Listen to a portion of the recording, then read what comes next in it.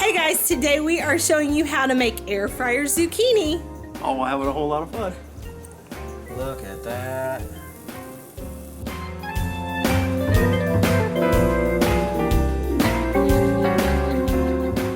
Hey guys, welcome back to my kitchen. I am Cris from recipes at crock.com. I am Mikey from recipes at crock.com. And it is Foodie Friday, where we're going to show you something yummy to make in a Ninja Foodi. You can also make this in a traditional air fryer if you want to just do the saute step on your stove. So we are going to show you how we like to make zucchini in our Foodi. And Low carb. Yes, it's low carb. So we're cutting out the battering, flour and all that jazz. And I've tried it so many different ways. I've tested. You should have seen this kitchen last night. There were batches of zucchini everywhere. But that was like my third round of figuring this sucker out. And so I decided simple was best. And so what I did, if you guys are fans of our air fryer Brussels sprouts, is I kind of just went that route. So the zucchini definitely takes the main stage. And we don't have all the breading and all that kind of stuff, but it still is very, very yummy. And a key piece to that is the saute step. So what we're going to do is I'm going to be very vague on measurements because all zucchinis are not created equal. Some are little bitty guys and some are Sometimes you got a great big zucchini, sometimes you got a teeny weeny zucchini. And so we're just going to we're going to kind of season things to taste, and we're going to do things in batches. So just stick with me. So what we've got going on in the pot right now is Mikey made bacon today. I know we're all shocked.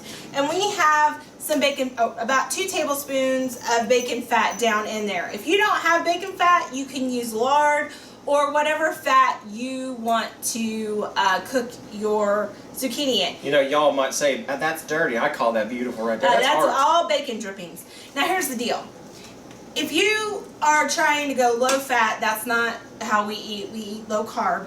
But if you're trying to go low fat, you technically can make this without the saute step. It's just they don't have the same kind of flavor because you're missing the fat. So that's up to you. But much like our Brussels sprouts, we've got 2 tablespoons of fat. And then we have our zucchini. And what we want to do is cut it super thin. Can you show them? Sure.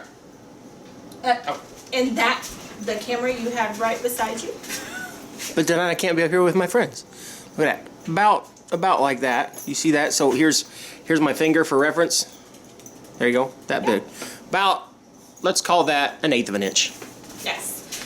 And so what we're going to do is we are going to put these down in the oil, and we're going to saute them just for a little while, just until they become a little soft. And we just want to do one batch at a time, so we don't want to do much overlapping at all. No, try not to crowd them. And I'm going to stir them here in a minute so that the oil gets on, or the fat gets on everybody. So once we get them all in here, you know, and again, the number is going to be different each time you do this because you've got some pieces that are this size and some pieces that are this size. Okay. So I've got them pretty much in there. We're going to salt and pepper to taste, and then if you want to, we also like to add just a little bit of garlic powder. Again, sprinkling it on to taste.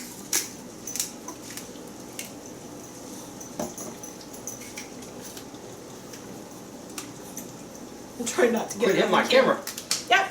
So we're going to let it cook a little bit on one side, then we're going to stir it up to make sure both sides kind of get a little of that flavoring. So we want the fat flavoring. That's also going to help them when they're crisping up in the crisper basket when we get to that step. So if you are doing this in a traditional air fryer, this step, unless your air fryer has the ability to saute, this step you're going to just want to do on the stove. So we'll be back once we're ready to flip these. 3, 2, 1. Okay, we are back and we're getting ready to flip, and I want to show you one of the little tricks to kind of knowing when it's time, when they're starting to get cooked. I don't know if you can see it on the camera. We're going to show you. This is what a raw zucchini looks like, and see the green? See how it's getting bright around the edges down there? That's saying it's starting to cook. So we're gonna just We're just gonna stir these up to get the fat all over everybody now. Wow, you can smell that garlic. Garlic and bacon. That's a good marriage. So you don't have to be precise. If they're thicker pieces, you may have to like actually go flip them.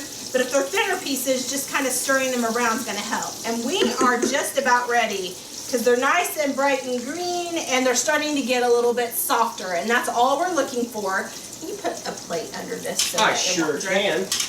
And so I've got a slotted spoon. Notice it is wooden so it won't scratch the inside of my foodie. And we're just going to lay these out in our basket. So this is the step if you're using a traditional air fryer. You're going to just transfer from your skillet to your basket. Now you can see some of these thinner pieces are really translucent, and that's exactly what we're looking for.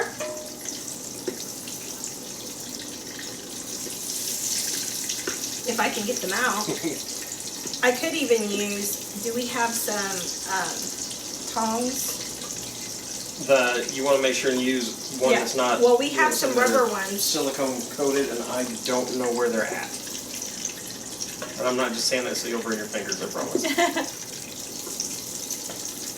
Alright, so what we're going to do now is you could technically leave this grease down in there if you wanted to.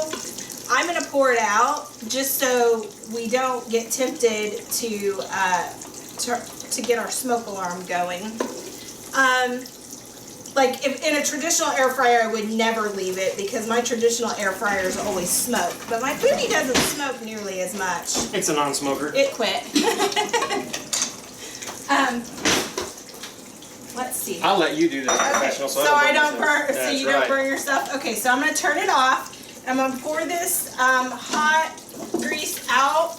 If it's not too overly burnt, so to speak, you can use it for your next batch. Okay, give me a paper towel so I can wipe that lid.